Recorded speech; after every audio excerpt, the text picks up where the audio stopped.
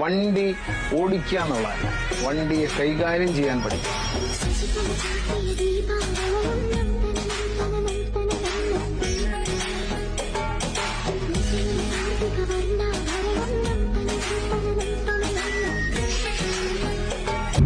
ഞങ്ങള് റയാനിന് വണ്ടി മേടിക്കാൻ പോവാണ്. വണ്ടി വേണോ സുത്തോ? അതെ, പൈസ ഇവിടെ പൈസ ഉണ്ടികലാണ്.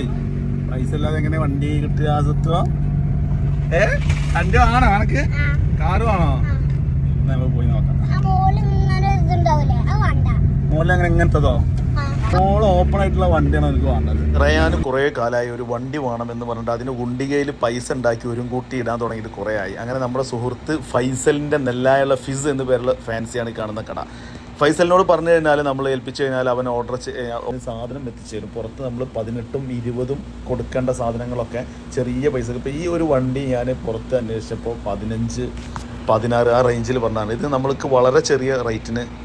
അങ്ങനെ എൻ്റെ പൊന്നാര ചങ്ങായിമാർ നിങ്ങളോട് ഈ സാധനം മേടിച്ച് നമ്മൾ നോക്കുമ്പോൾ നമ്മളെ വണ്ടിയിൽ കൊള്ളണില്ല. അമ്മാതിരി വലുപ്പമുള്ള സാധനമാണ്. മാഷാ അല്ലാ.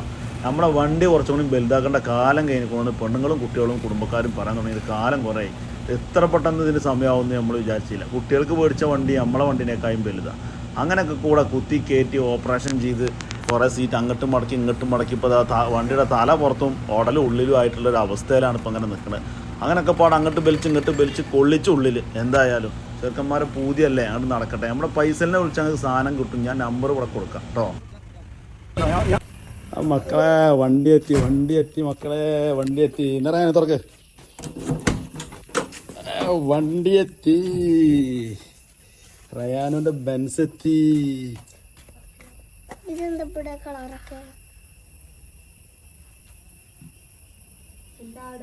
കാക്കുന്റെ ബെൻസ് വേണ്ട കണക്ക്. കാക്കുന്റെ ബെൻസ് കാണണ്ടേ?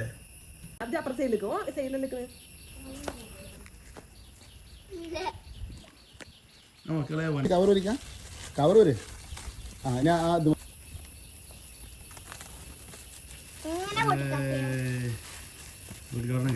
അങ്ങനെ പൊന്നാര ചങ്ങായിമാരെ കാരക്കാട്ടേര് പുത്തൻചിൻ്റെ അമ്മമാർ ഞാനും ചാടിക്കയറി റൗണ്ട് ഓടിച്ചു നോക്കി. കുഴപ്പമൊന്നുമില്ല, സംഭവം പൊളിയാണ്.